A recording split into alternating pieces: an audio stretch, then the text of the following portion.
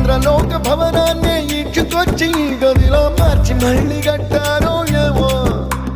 మాయజాలము తెలుసు మంత్రకారడి తెలుసు రెంటి కన్న ఇది ఇంకోటేమో నీలాకాశం నేలాకొస్తే ఇట్టాగే ఉంటాదో ఏమో ఈ సంతోషం దాచాలంటే హృదయాలు ఓ వంద కావాలేమో ఇంతందంగా ఉంటుందా ఈ లోకం